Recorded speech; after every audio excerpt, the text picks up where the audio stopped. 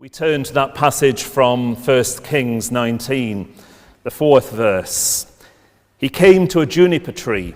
He sat down under it and prayed that he might die. "I have had enough, Lord," he said. "Take my life. I'm no better than my ancestors." Well, we are familiar with that story of Elijah contending with the priests of Baal at Mount Carmel. Elijah, as we remember that story, challenged those pagan priests to call down fire upon their altar. And despite their earnest prayers, they failed to call down fire upon that altar. And so Elijah then had his try. He poured water upon the altar. He dug a trench around the altar and filled that with water. And then he called down fire. And the fire came, and it consumed both the sacrifice and the water. The pagan priests were then killed. The drought that had plagued the nation ceased, and everybody praised God for complete victory, a successful outcome. But like many victories, things quickly went wrong. Elijah discovered that paganism, after all, was not dead. Jezebel, the queen, a patron of Baal worship, resolved to kill Elijah, just as he had put the prophets of Baal to death. So Elijah, frightened, fled into the desert, and this is where we find Elijah in this morning's reading. He lays himself down under a tree. In bitter despair, he cries, "I've had enough, Lord. I've had enough. Take my life. I'm no better than my ancestors." Perhaps he was echoing some deep emotion when he spoke of being no better than his ancestors. In every generation, both mine and theirs, he cries, evil still seems to persist. There's no escaping it. The triumph of goodness, it seems to be a mockery. What's the use of struggling on? However much we try to do good, evil seems to overcome it. And such a cry is still heard today. What about the suffering and inhumanity we see all about us? Evil so often appears to be in the ascendancy, whilst good is trampled underfoot. But Elijah didn't remain under that tree in despair. When the first shock of what had happened passed, an angel appeared to him, inviting him to feed upon this bread, to drink the water, these gifts that God had provided. And then the angel returned and urged Elijah to journey until he reached Horeb, the mountain of God. Now, the people of Israel viewed Horeb as the place where God dwelt. Many years previously, in the thunder and flame, God had appeared to Moses at Horeb. And Elijah felt that God still dwelt in this holy place. He knew that he was weak, an ordinary human being, like all of us. I'm no better than my ancestors. His endurance, his strength had reached their limit. He was fearful of what might befall. He was not equal to that struggle with Jezebel. There was only one thing he could do: to cast himself upon his God, to take himself back to God, to go to Horeb, where God would ultimately speak to him in that still, small voice.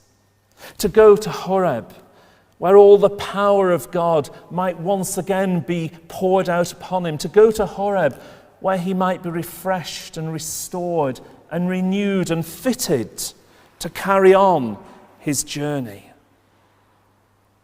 When we are overwhelmed with evil, when the momentum of world events seems to turn against all that we hold dear, when the kingdom of God seems to be under attack at every side, our first need is to return to our God, to draw near to him, that once again we might find strength and renewal inwardly, and thereby be fitted for the work that lies before us.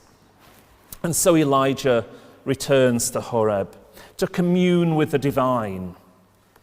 And there he encounters God, who tells him a parable through earthquake, through wind and fire, and through that still small voice. Upon that mountain, Elijah was reminded to trust in God, to trust in the quiet, unassuming power of God. Amidst all the tempests and turmoil of this world, God is still quietly at work. God is still active. Do not despair. This fact holds true for our generation. The disregard for faith in God, the challenges of social change, the destructive nature of poverty, the evil of war, terrorism, and inhumanity, the tyranny of greed, the destruction wrought by disease and by climate change. We can despair as we look at the world and cry just as Elijah did, "Lord, I've had enough." We're no better than our ancestors. We lack the power to help ourselves. But even though we are weak, there is one who is strong. When we can't do something ourselves, there is still one who is mighty to save. Elijah journeyed to Horeb to align himself with that real source of power. And in the quietness and in the stillness, God came to him, and Elijah found all that he needed to meet the challenges of life. The psalmist reminds us similarly that we should be still and know that I am God. So upon Horeb, in the quietness, in that encounter with God, Elijah found the strength to continue his work, to press on. And this same God continues to come to us noiselessly, without fuss, just as he has always come to his people. It was in stillness and in quiet that Christ came all those years ago.